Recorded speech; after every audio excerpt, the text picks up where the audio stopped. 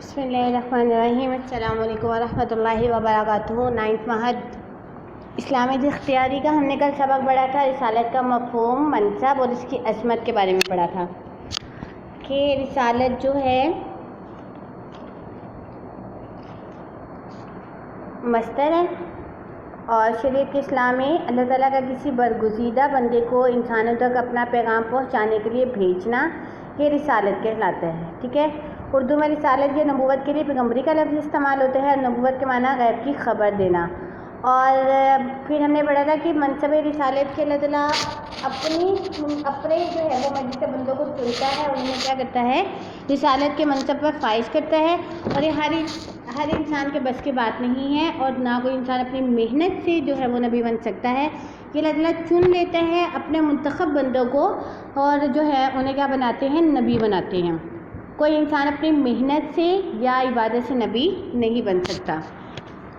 آج ہم سبق پڑھیں گے رسالت کی ضرورت اور اہمیت، کہ رسالت کی ضرورت کیوں پیش آئی، اس کی کیا اہمیت ہے، اس کے بارے میں ہم پڑھیں گے۔ ٹھیک ہے، سب سے پہلے دیکھیے روحانی اصلاح۔ رسول علیہ السلام اور نبی علیہ السلام کا کام انسانوں کی اصلاح ہے، وہ اس لیے کہ انسان جسے عقل، ارادہ، سوچنے اور سمجھنے کی قوت عطا کی گئی ہے، اپنے اعمال میں آزاد اور خود مختار ہے، وہ اس لحاظ سے وہ اشرف المخلوقات کہلاتا ہے۔ لیکن اگر انسان اپنے ارادے کی آزادی سے کام لے کر جو چاہے کرنے لگے تو معاشرے میں فساد اور بگاڑ پیدا ہو جاتا ہے۔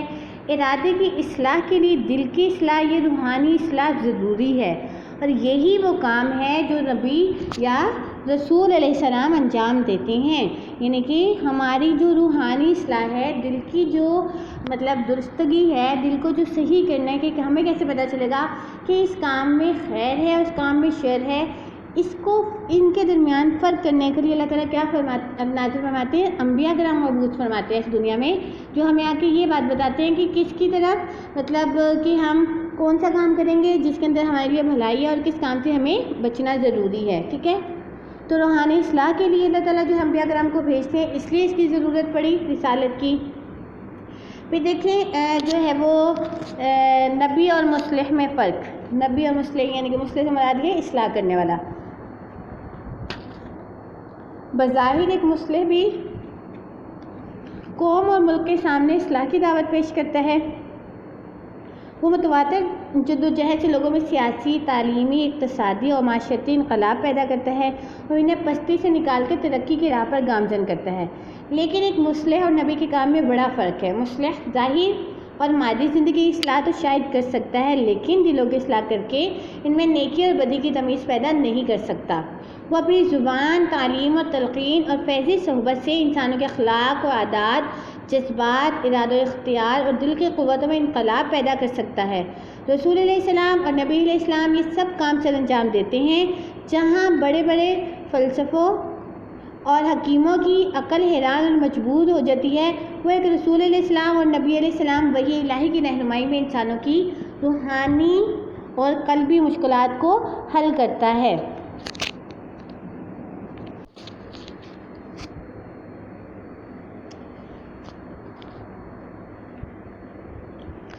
نبی جو ہے وہ انسانوں کی روحانی اور قلبی مشکلات کو حل کرتا ہے۔ یہ بڑے بڑے حکیموں اور فلسفیوں کی وہ یہ کام نہیں کر سکتے۔ بقول مولانا ظفر علی خان، جو فلسفیوں سے کھل نہ سکا اور نکتہ وروں سے حل نہ ہوا، وہ راز ایک کملی والے نے بتلا دیا چند اشاروں میں۔ نبی جو ہوتا ہے وہ برے اخلاق کو کیا کرتا ہے، دور کرتا ہے انسانوں سے، اور انسان کے اندر اچھے اخلاق کی جو ہے وہ تعلیم دے کے انہیں ابھارتا ہے اور ان کے اندر وہ صاف پیدا کرتا ہے۔ غلط رسم و رواج کو دور کرتا ہے اور انسانوں کی غلامی سے نجات دلا کر صرف اللہ تعالیٰ کا غلام بنا دیتا ہے۔ جیسا کہ ارشاد ربانی تعالیٰ ہے، لقد ارسلنا رسولنا بالبینات وانزلنا معهم الکتاب والمیزان لیقوم الناس بالقسط۔ ترجمہ، ہم نے رسولوں کو کھلی ہدایت دے کر بھیجا اور ان کے ساتھ کتاب اتاری اور عدل کی ترازو، تاکہ لوگ عدل و انصاف پر قائم رہیں اور امن و اطمینان کی زندگی بسر کریں۔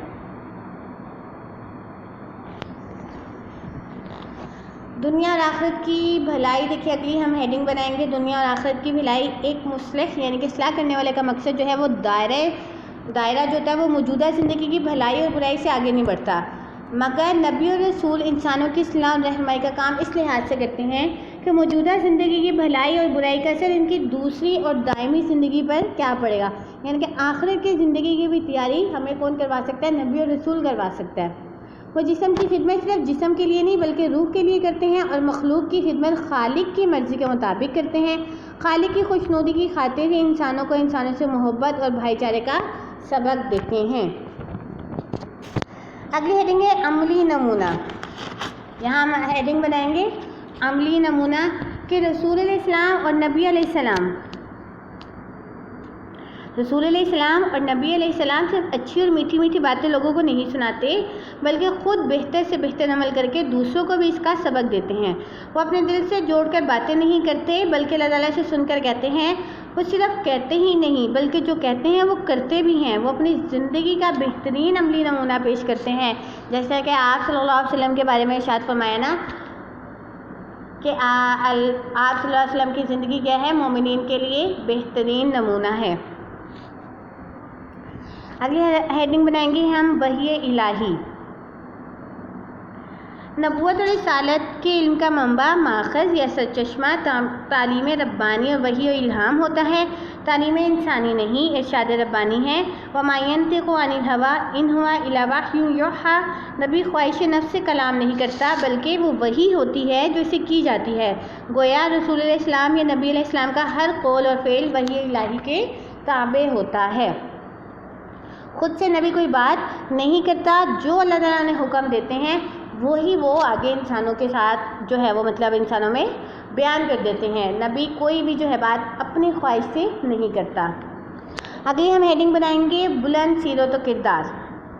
انبیاء کرام علیہ السلام حسب و نسب اور سیرت و صورت میں سب سے ممتاز ہوتے ہیں۔ شرک و کفر کے ماحول میں ہونے کے باوجود وہ اپنے آپ کو اس کی گندگی سے بچائے رکھتے ہیں، اخلاقی حسنات سے آراستہ ہوتے ہیں۔ ان کی دیانت، امانت، سچائی اور راست گفتاری مسلم ہوتی ہے۔ یہ سب کچھ اسی لیے ہوتا ہے کہ جب وہ نبوت کا اعلان کرے تو لوگوں کے دل پہلے ہی سے اس کی تصدیق کے لیے تیار ہو۔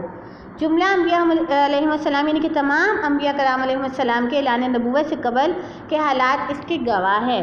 جیسا کہ آپ صلی اللہ علیہ وسلم نے جب جو ہے وہ نبوت کا اعلان کرنے سے پہلے آپ صلی اللہ علیہ وسلم نے جو کوہ صفا پہ چڑھ کے لوگوں سے پوچھا کہ اگر میں یعنی کہ تمہیں ایک بات کہوں کیا تم میری بات کی تصدیق کرو گے؟ تو سارے لوگوں نے کہا تھا جی ہاں۔ کیوں؟ کیونکہ آپ صلی اللہ علیہ وسلم کیا ہیں؟ صادق اور امین ہیں۔ اور نبوت ملنے سے پہلے ہی لوگ مکہ کے جو لوگ تھے وہ کیا کرتے تھے؟ آپ صلی اللہ علیہ وسلم کے پاس اپنی امانتیں رکھوا کے جاتے تھے۔ تو یہ آپ صلی اللہ علیہ وسلم کے سچا ہونے کی کیا تھی؟ دلیل تھی۔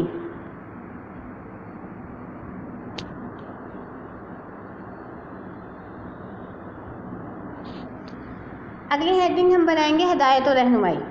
رسول علیہ السلام اور نبی علیہ السلام کا اولین فرض ہدایت و رہنمائی ہے۔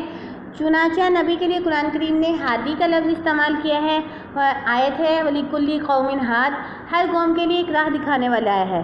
اس ضابطۂ حیات کو بھی جو رسول اکرم صلی اللہ علیہ وسلم کو عطا کیا گیا ہدایت کے لفظ سے تعبیر کیا گیا۔ ہدایت اور رہنمائی کا مفہوم یہ ہے کہ رسول علیہ السلام اور نبی علیہ السلام اللہ تعالیٰ کے بندوں کو باطل کے اندھیروں سے نکال کر حق کی روشنی میں لاتے ہیں۔ انہیں شک کی جگہ یقین، جہالت کی جگہ علم اور باطل کی جگہ حق عطا کرتے ہیں۔ اگلی ہیڈنگ ہم بنائیں گے مقصد میں کامیابی۔ رسول علیہ السلام اور نبی علیہ السلام جو مقصد لے کر دنیا میں آتے ہیں، خواہ کس قدر مشکلات پیش آئیں، کتنی ہی رکاوٹیں ہوں، کتنی ہی تکلیفیں ہوں، کتنی ہی زحمتوں کا سامنا ہو، بالآخر وہ اپنے مقصد میں کامیاب ہوتے ہیں۔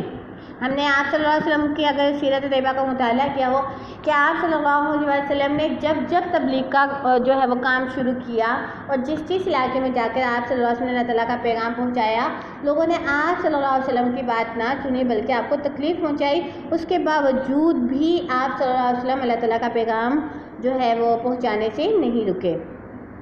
پیغمبروں کی سیرت اور ان کی دعوت کی تاریخ خود اس پر گواہ ہے۔ قرآن مجید کے مطابق اللہ تعالیٰ نے ذمہ لے رکھا ہے کہ اللہ اس کے رسول علیہ السلام ضرور کامیاب ہوں گے، کیونکہ انبیاء کرام اللہ تعالیٰ کا پیغام پہنچاتے ہیں۔ اس لیے ہم بھی انشاءاللہ جو ہے وہ آپ صلی اللہ علیہ وسلم کے اس مقصد کو، اس مشن کو لے کے آگے بڑھیں تو اللہ تعالیٰ ہمارا کیا کریں گے؟ اللہ تعالیٰ ہماری مدد فرمائیں گے۔ السلام علیکم ورحمۃ اللہ وبرکاتہ۔